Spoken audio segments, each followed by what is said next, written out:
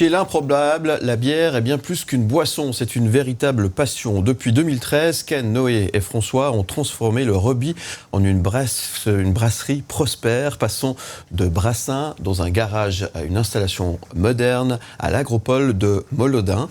Leur quête de nouvelles saveurs et leur engagement écologique sont au cœur de leur démarche, visant à créer des bières artisanales locales, de qualité, tout en minimisant leur impact environnemental. Et ça, c'est très important, évidemment. Et pour en parler beaucoup mieux que moi, ce matin, nous recevons sur le plateau Ken Katanishi de l'Improbable. Et vous avez toutes les infos sur l'improbable.ch.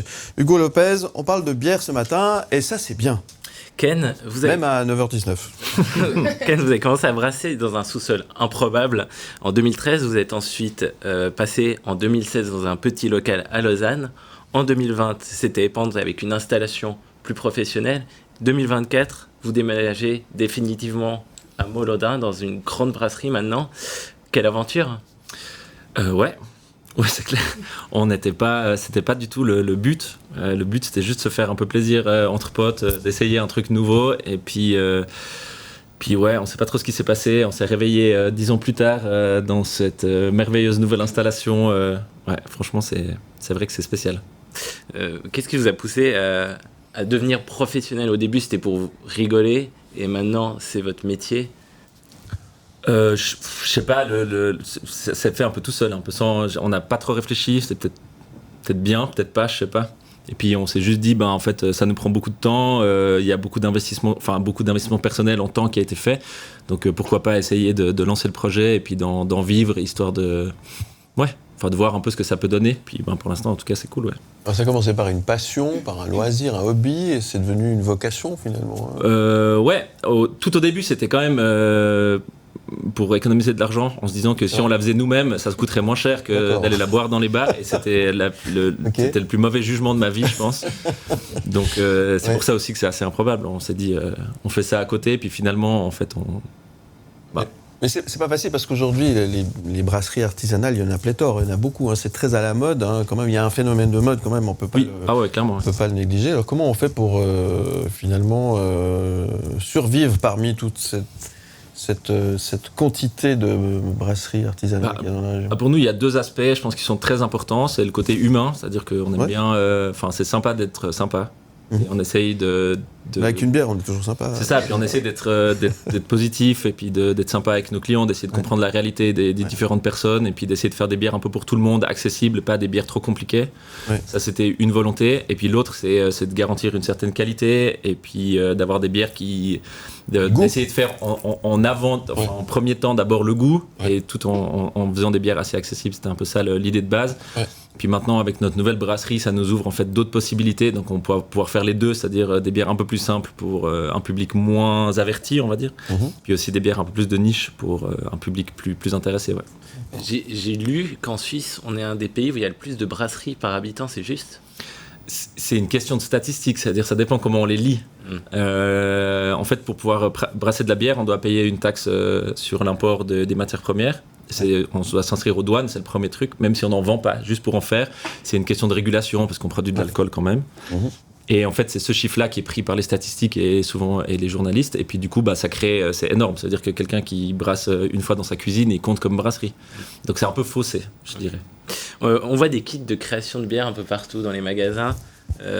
Fabriquer une bière, c'est aussi simple que ça? Si tout est bien préparé, c'est pas si compliqué, ouais. C'est-à-dire que si une fois que toutes les matières sont préparées, et puis c'est vrai que c'est une sorte de, c'est comme faire un gros repas, c'est pas beaucoup plus compliqué que ça. Il faut juste une cuisine, et puis après, ce qui est compliqué, c'est les températures à contrôler, mais sur le principe, c'est assez simple. C'est quoi les ingrédients basiques d'une bière? Donc on a des céréales, c'est principalement de l'orge qui est maltée, donc c'est un processus qui fait qu'il y a un peu de sucre dedans à extraire. Puis c'est ce sucre-là qui va nous faire notre mou. Donc c'est comme le jus de raisin, nous c'est du jus de céréales un petit peu. Et puis après il y a le houblon qui est très important pour l'amertume, la gestion de l'amertume et puis des goûts. On va pouvoir faire plein de choses avec le houblon aussi.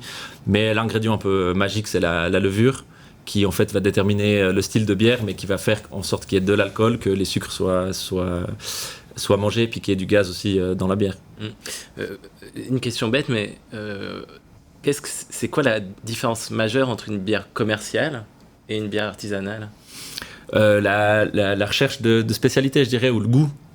C'est surtout ça, parce on peut mettre il y a plein de règles qui ont été mises par différents pays. Aux États-Unis, c'est une question de taille. En Suisse, il n'y a pas de règles. On pourrait estimer que, c'est assez libre, donc c'est flou. Mais pour moi, c'est la question de la recherche de la spécialité. C'est-à-dire que si on a une gamme qui est variée, pour moi, c'est déjà une manière d'être artisanal, dans le sens où on reste dans l'artisanat, donc de la création de spécialités. Et puis après, il y a les brasseries commerciales. Toute brasserie, de toute façon, est commerciale, parce qu'on doit vivre, donc on doit pouvoir vendre. Mais donc, tant qu'il y a des recherches de goût, c'est bon. Après, si on essaye de standardiser sa bière et d'en faire peut-être une, deux différentes, juste pour vendre un max, là, forcément, c'est plus trop artisanal. Et aujourd'hui, vos productions, ça se compte en litres, en hectolitres, en bouteilles, ça se parle comment? On a un système de brassage qui nous permet de brasser 1000 litres par brassin. Ouais. Si on est vraiment motivé, on peut en faire 2 dans la même journée. D'accord, ouais. Et donc, c'est quand même l'objectif à atteindre sur une année avec la nouvelle brasserie, c'est quand même 100 000 litres sur l'année. Donc, ça représente quand même une belle quantité. Avant, dans notre ancienne brasserie, on était à 20 000. Ouais. C'est quand même x5. D'accord. Mais c'est pas non plus, par rapport à des grosses brasseries, c'est tout petit. Et vos clients, c'est des gens fidèles? Où c'est qu'on retrouve votre... On a beaucoup de magasins à Lausanne, vu nous on est de Lausanne, même si on brasse assez loin de Lausanne finalement. Ouais. On commence à démarcher plus d'endroits différents, mais sinon c'est vraiment des épiceries ou des magasins spécialisés. D'accord. Comme par exemple la Maison Bière à Lausanne ou Epic aussi à Lausanne, je pense que c'est nous. Un jour, une région, un métier. Avec Hugo Lopez qui nous rejoint chaque matin sur le coup des 9h pour sa rubrique. Et aujourd'hui, on parle de bière et d'une brasserie, l'improbable.ch, je vais y arriver. Et c'est Ken Katanishi qui est avec nous ce matin, Hugo. Ken, comment est-ce qu'on doit déguster une bière? Est-ce qu'une bière blanche, on doit mettre du citron? Est-ce qu'on doit congeler la bière pour qu'elle soit vraiment froide? Est-ce qu'on doit acheter une bouteille ou des canettes? Qu'est-ce qui est mieux? Je viens avec des bouteilles sur le plateau, mais je vais me contredire. C'est sûr que le mieux, c'est les canettes, parce que la bière est sensible à la lumière et à l'oxygène. Et puis dans les canettes, il n'y a pas de lumière. Il faudrait idéalement les garder au frais. Et puis les servir dans un verre, c'est le mieux. Après, c'est des questions d'habitude. Je pense que la bière, c'est surtout une question d'instant. C'est-à-dire que si c'est le bon moment et la bonne bière, elle sera super. Là, c'est le bon moment, 9h. Il n'y a pas d'heure pour ça. Mais la bière, elle devient... ça filtre aussi dans le milieu gastronomique. Hein. C'est comme un bon vin, maintenant, une bonne bière, ça se déguste aussi. Il y a des bières qui vont avec certains... Ça aussi, il y a une grande évolution. Ça a beaucoup évolué en 10 ans. Hein. Oui. Et puis je pense que c'est aussi un phénomène où maintenant on est plus proche simplement avec les réseaux sociaux de ce qui se passe dans le monde aussi. Et puis on n'est pas un pays de bière en Suisse, un pays de vin, surtout en Suisse romande. Et par contre il y a des influences qui sont très fortes de la Belgique par exemple ou de l'Allemagne, ça dépend de où on est en Suisse. Et puis ils ont des cultures de bière tellement fortes que pour eux c'est normal de boire de la bière en mangeant, pour plein. Et puis il y a plein de spécialités différentes. On boit pas le même vin à l'apéro qu'en mangeant, c'est pareil pour la bière, quoi. C'est vrai. Mais c'est quoi la meilleure? C'est la Suisse ou la Belge? Ça dépend laquelle, de toute façon. Hier, on recevait un fromager qui se fournissait en matière première que dans son village. Est-ce que c'est quelque chose que vous pouvez faire, vous? Malheureusement pas.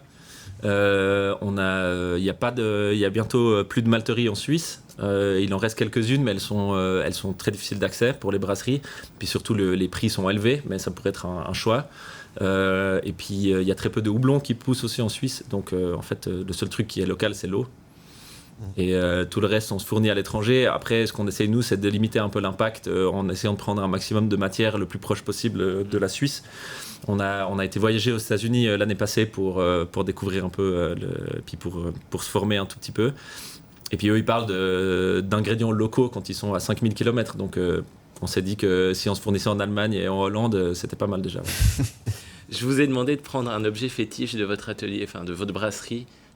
Qu'est-ce que c'est, cet objet? Alors, j'ai aussi pris le plus facile à transporter. Mais du coup, c'est mon outil qui permet de savoir si la bière a terminé si la levure a terminé son travail. C'est un densimètre. Ça a l'air un peu compliqué, mais en gros, je prends un échantillon et puis l'outil me dit combien de sucre il reste dans la bière. Et puis en fait, une fois que le sucre est stable, ça veut dire que la fermentation a terminé et que je peux partir sur l'étape finale, c'est-à-dire le refroidissement, la garde et le conditionnement, donc mise en bouteille ou mise en fût. Un densimètre. Ouais. C'est pas pour mesurer quand les gens dansent. Non. Ça peut être utile pour le collectif 52. Mais Ça aurait été utile pour le collectif 52, c'est sûr. Quand vous faites un brassin, après, je suppose qu'il y a la fermentation et vous la mettez en bouteille. Ça prend combien de temps une bière? Elle peut être dégustée après combien de temps? Alors, ça dépend des bières forcément, mais la plus rapide, elle va faire 10 jours. Et les plus lentes, ça va aller jusqu'à 2-3 mois. Ah ouais, quand même. En fermenteur, ça dépend surtout du taux d'alcool aussi, et puis de la complexité de la bière et de la recette, et de ce qu'on va faire, de l'intervention qu'on fera pendant la fermentation ou pas. Si on doit rajouter des fruits, des houblons, des choses comme ça. Alors, il y a la bière, mais il y a aussi des étiquettes. Je vois que vous portez un grand soin au graphisme, donc j'imagine que ce sont des bières différentes. Oui. Vous avez plusieurs sortes de bières, je ne sais pas combien, vous avez peut-être dit tout à l'heure. Non, on a une gamme. Ouais. De 6 bières. 6 bières, ouais. Qui, on a arbitrairement catégorisé toutes les bières, presque toutes les bières du monde, toutes les sortes de bières du monde en 6 catégories. D'accord. Et on a décidé d'avoir une figure, une bière de base de chaque pour créer des familles un petit peu. Des familles, pour que ça soit un peu plus lisible pour le consommateur. Pour le consommateur. Ouais. Votre coup de cœur dans vos produits, c'est laquelle? C'est difficile à dire, mais disons que ça fait 10 ans qu'on essaye de faire une vraie blonde à la japonaise, que c'était notre première recette, la Kinzan, c'est celle qu'on est en train de déguster sur le plateau. Qui est très bonne. Très bonne. On peut enfin la faire en fermentation basse, et du coup c'est une vraie... ça suit le style de Japanese Rice Lager, et c'est, pour moi, c'était un objectif depuis 10 ans, je pense. Et donc moi je suis très content, mon papa est très content, alors on est très content de cette bière. Qui est japonais. Ouais, c'est ça. C'est peut-être du coup notre bière préférée maintenant, mais vu qu'on va faire plein de nouvelles bières un peu spéciales, je pense que ça sera ça qui va le plus nous plaire.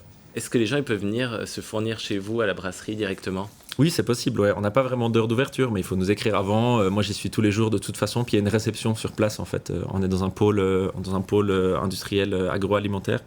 Puis du coup, il y a une réception. Il y a des gens qui peuvent ouvrir. Il y a un petit magasin toute la journée en fait qui est ouvert aussi, avec un frigo dans lequel vous pouvez vous servir. Puis sinon, on va gentiment mettre en place un webshop aussi sur notre site internet. Donc, le site internet l'improbable.ch. L'improbable.ch. Ouais. Vous avez aussi une page Instagram, brasserie-l'improbable. Oui, c'est ça. Et c'est un peu là qu'il y a le plus d'infos. On est un peu plus doué pour être à jour sur Instagram que sur notre site internet. Aime le média où tu veux, quand tu veux.